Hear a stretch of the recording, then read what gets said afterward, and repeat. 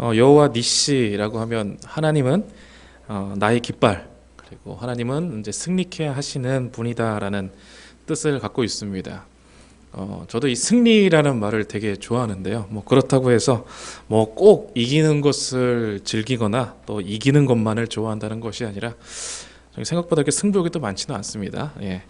하나님께서 승리하게 해주심을 경험하는 것을 좋아합니다.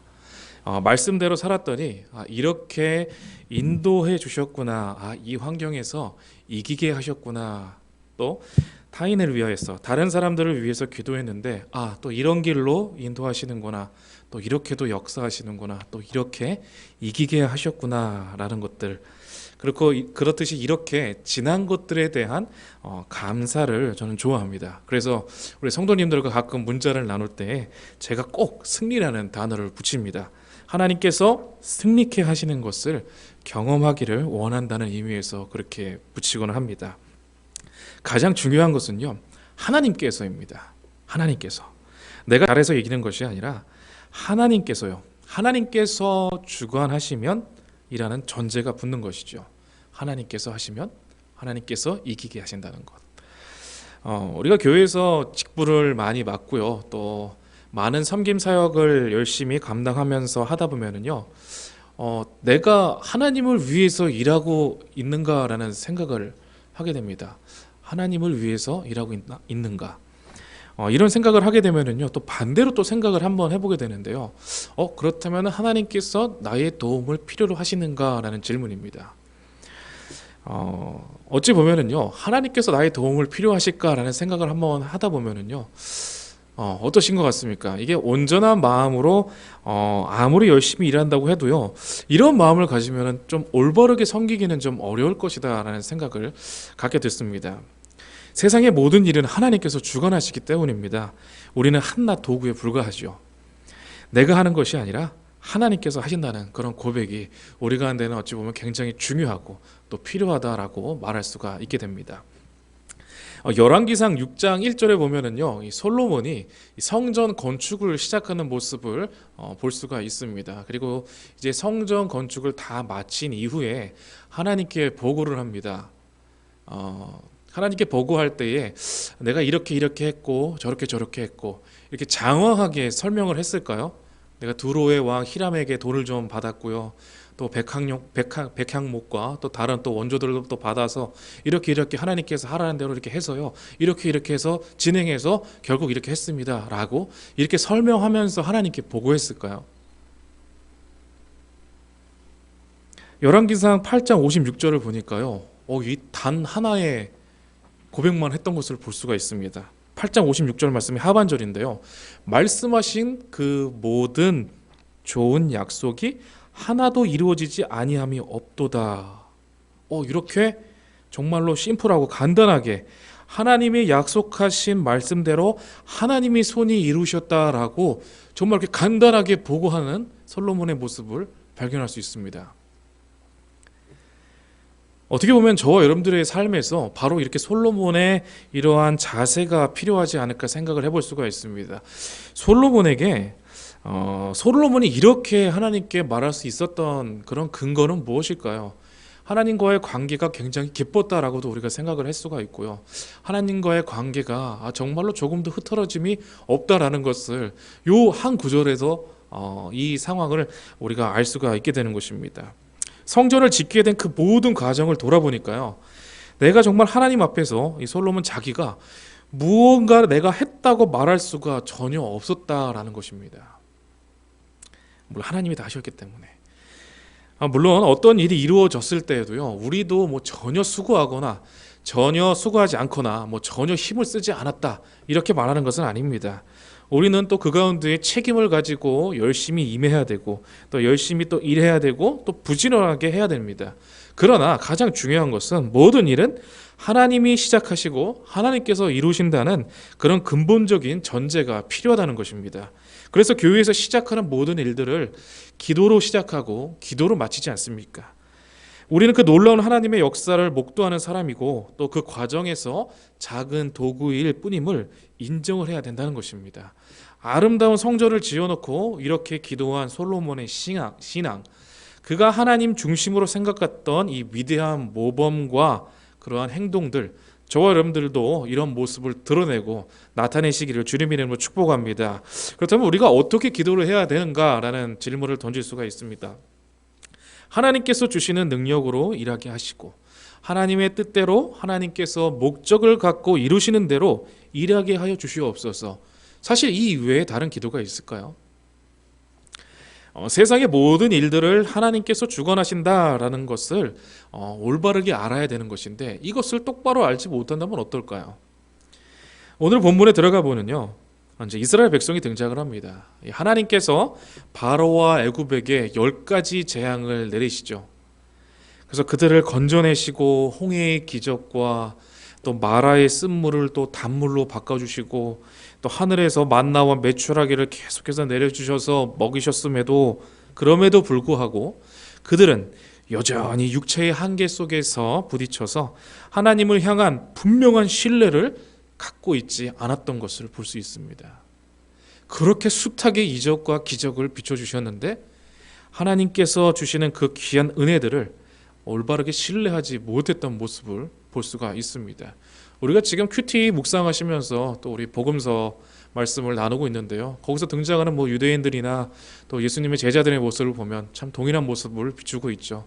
예수님께서 행하셨던 그 수많은 기적을 직접적으로 체험도 하고 눈으로 보기도 하고 또 소리로도 듣기도 하고 직접적으로 예수님께서 말씀해 주시는 그 음성을 듣기도 하였는데 어찌 보면은 자신의 필요에 의해서 우리 주님을 찾는 그런 모습, 어찌 보면 이 이스라엘의 백성들의 모습과 참 굉장히 비슷하고도 또 어찌 보면 굉장히 똑같은 모습으로 비추는 것을 볼 수가 있습니다.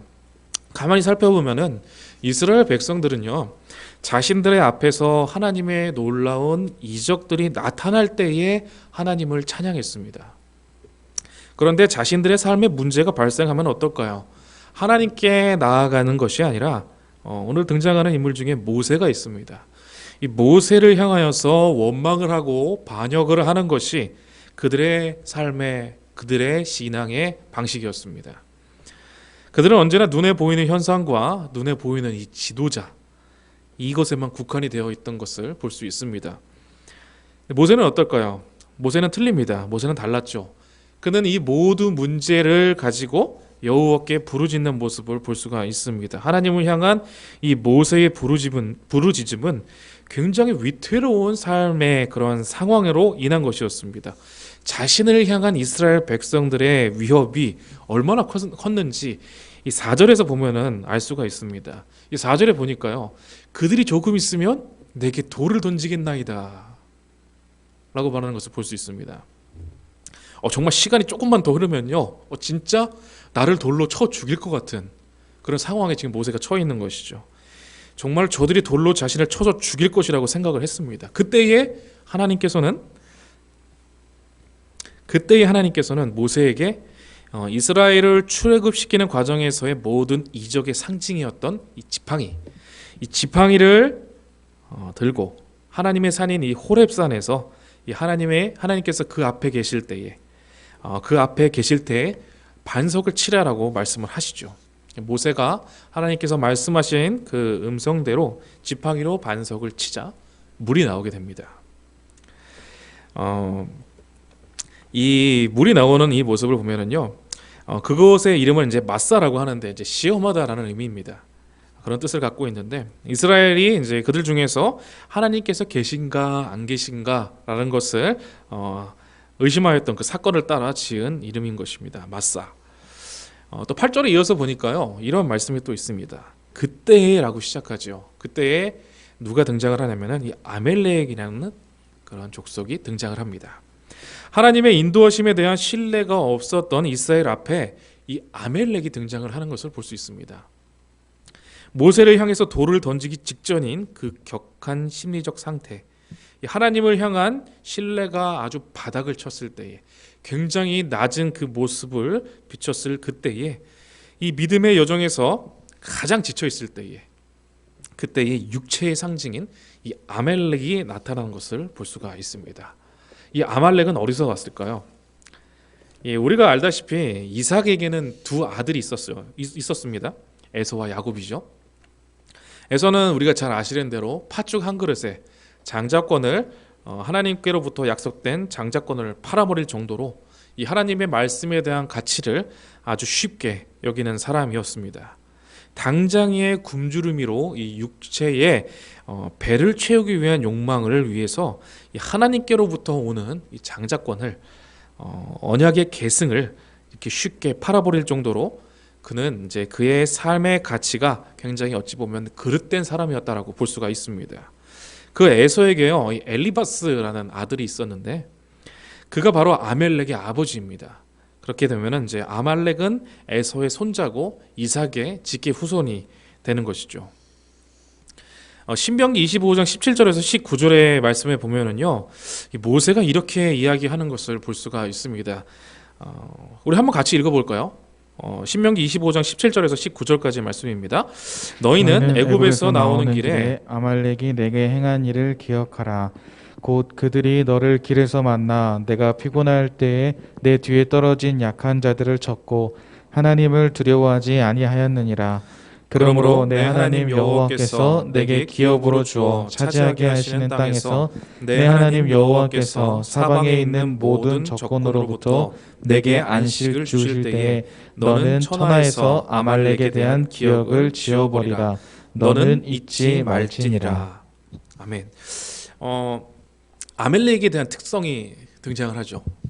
그들은 하나님을 두려워하지 않는 사람들이었습니다. 그 말이라고 한다면 그들이 하나님을 향한 경외의 마음은 조금 더 없다는 것을 뜻합니다. 하나님의 약속에서 비롯된 믿음의 사람과 또 개인의 욕망으로부터 나온 이 육체의 사람이 존재하는 것을 볼 수 있습니다. 욕망은 어찌 보면 기다리지 않죠. 그것은 지금 당장 채워야 하는 것입니다. 그것은 미래도 없고 소망도 상관하지 않습니다. 이 아멜렉 족속처럼 육신의 소욕이라는 것은 이 하나님과 그의 피조물에 대한 존경 또 거기에 대한 경외 아무것도 없는 것을 알 수 있습니다. 이 아멜렉은 이 이스라엘이 극복해야 할 애굽의 모습을 그대로 비춰주는 그러한 모습이다라고 할 수가 있습니다. 이스라엘이 극복해야 될 애굽의 모습을 정말로 그대로 담고 있는 것을 볼 수가 있습니다. 음행, 또 더러운 것, 또 호색, 우상 숭배, 그리고 술수, 그리고 이단, 투기와 술 취함, 방탕함들 이런 것들의 상징이라고 볼 수 있습니다. 출애굽을 통해서 하나님의 자녀가 된 이스라엘 백성들은 어찌 보면 이 부분에 대해서 반드시 극복을 해야 되는 그러한 어찌 보면 숙제가 있었던 것을 알 수가 있었습니다. 이 갈라디아서 5장 17절 말씀에 보면은요, 이러한 말씀을 주시죠. 육체의 소욕은 성령을 거스르고 성령은 육체를 거스르나니 이 둘이 서로 대적하므로 너희가 원하는 것을 하지 못하게 하려 함이니라. 또 16절에 이어서 이런 말씀이 있습니다. 성령을 따라 행하라. 그리하면 육체의 욕심을 이루지 아니하리라. 성령이 아니고서는요, 절대로 육체의 욕망을 이겨낼 수 없다라는 것을 우리가 발견할 수 있습니다. 육체는 끊임없이 사실 죽어야 됩니다. 매일매일. 육체의 욕망에 대해서 관대해지거나 또 거기에 대해서 만족시키기 위해서 노력을 한다거나 또 어떤 식으로 타협하고 이것을 봐준다면은 우리는 우리의 삶의 주도권을 놓치게 될 수밖에 없다는 것입니다. 사무엘상 15장에는요, 이스라엘과 아멜렉의 전쟁 장면을 그립니다. 15장 2절의 말씀을 보면 하나님께서 이렇게 말씀을 하십니다. 아멜렉이 이스라엘에게 행한 일, 곧 애굽에서 나올 때에 길에서 대적한 일로 내가 그들을 벌하노니 지금 가서 아멜렉을 쳐서 그들의 모든 소유를 남기지 말고 진멸하되 남녀와 소아와 젖먹는 아이와 우양과 낙타와 나귀를 죽이라. 아말렉은 이 이스라엘의 신앙을 좀먹는 이 육체의 상징으로 계속해서 등장을 합니다. 하나님께서 사울에게 그 모든 것을 남김없이 죽여라 라고 말씀을 하시죠. 그런데 이 15장 9절에 보면은요, 이런 말씀이 있습니다. 사울과 백성이 아각과 그의 양과 소의 가장 좋은 것 또는 기름진 것과 어린 양과 모든 좋은 것을 남기고 진멸하기를 즐겨 아니하고 가치 없고 하찮은 것은 진멸하리라. 10절에서 11절까지 말씀을 이어서 보면 어떤 말씀을 주시냐면은 하나님은 사울을 왕으로 삼으신 것에 대해서 후회한다라는 표현을 하시는 것을 볼 수가 있습니다. 여기서 이 후회라는 것은요, 계산차고 뭐 실수라는 것을 뜻하는 것이 아니라 비통하고 안타까운 그런 심경과 심정을 인간의 언어로 이렇게 표현한 것이라 볼 수가 있습니다. 사무엘도 또한 이 하나님 앞에서 슬피 울면서 밤새 부르짖었죠. 굉장히 심각한 문제였기 때문입니다. 근데 사울에게 이것은 어찌 보면은 굉장히 심각한 문제는 아니었던 것이죠. 그런 자의적으로 하나님의 말씀을 왜곡시키는 모습도 보였고요. 또 그 결과로 이제 하나님께 버림을 받는 그런 모습을 끝내는 비추게 되죠. 저와 여러분들의 믿음의 삶, 이 그리스도인이라고 한다면은요, 이 그리스도인으로서 삶을 살아간다는 것 어찌 보면 참 간단한 문제는 아닌 것이라 볼 수 있습니다. 모세는 출애굽기 14장 13절에 너희는 가만히 서서 여호와께서 오늘날 너희를 위하여 행하시는 구원을 보라라고 말하였습니다. 이것이 구원이죠. 그런데 아말렉이 따라왔을 때에 나가서 아말렉을 대항하여 싸우라라고 말씀을 했습니다. 우리의 삶은 우리의 신앙이 연약할 때에 불현듯 우리의 낙오된 마음의 약한 부분에 침투해 들어오는 이 아말렉, 곧 육체의 마음과 싸워야 되는 것입니다. 그때에 발견하고 바라봐야 되는 것이 우리는 우리의 깃발이 되시는 여호와 니시를 바라봐야 되는 것입니다. 전쟁에서 깃발이라고 한다면요, 군악대나 군단의 맨 앞에 개양된 기와 또 군기로서 행군의 노선을 알리는 그러한 집결 지점을 표시해주는 그런 역할을 했습니다. 이 나단 스톤이라는 사람이 또 깃발, 곧 깃대에 달린 천, 뭐 고대에는요, 뭐 꼭 우리가 알고 있듯이 그 깃발에 깃이 달려 있지 않고 그냥 뭐 금으로 이렇게 동그랗게 쌓여 있는 그러한 것도 그렇게 번쩍이는 장식으로 한 깃대만 있는 경우도 있다라고도 말하는 것을 볼 수 있었습니다. 오늘 본문에서 여호수아는 전쟁에 나가죠. 모세는 하나님께서 상기시키며 반석을 쳐서 물이 나게 하신 그 지팡이를 들고 이제 산 꼭대기에 올라가게 됩니다. 그리고 팔을 높이 들어서 지팡이를 높게 듭니다. 모세의 팔이 올라갈 때 우리가 잘 아시는 대로 올라가 있을 때 이스라엘이 전쟁에서 이기게 되고 팔이 내려갔을 때는 이제 아말렉이 이기게 됩니다. 하나님께서 또 모세의 또 왼팔과 오른팔 사이에 또 아론과 훌을 붙여주시죠. 그래서 모세의 팔이 내려오지 않도록 모세를 앉히고 양쪽에서 모세의 팔을 붙들게 됩니다. 해가 지기까지 팔이 내려오지 않았고 전쟁은 결국 이스라엘의 승리로 끝나게 됩니다. 여호수아가 한 것은 무엇일까요? 비단 이 전쟁에서 여호수아는 최전선에서 전쟁의 승리를 맛보게 되었는데 여호수아가 한 것은 무엇일까요? 이 전쟁이라고 한다면 이 전쟁에서 이 승리는 여호수아의 능력으로 얻은 것이다 라고 말할 수 있을까요? 하나님께서는요, 이 여호수아의 능력으로 얻은 그 전쟁의 승리를 말하는 것이 아니라 이 하나님께서는 이 모든 전쟁의 승리가 하나님께로부터 난 것임을 알기 위하여서 또 오늘의 본문의 말씀을 주시는 것을 볼 수가 있습니다. 모세에게 이 전쟁의 모든 것을 기록하고 여호수아에게 외우게 했습니다. 전쟁은 인간의 힘으로 이기는 것이 아니라 하나님의 도우심으로 승리한다라는 것을 결국에 알게 하시려고 이렇게 하시는 것을 볼 수가 있습니다.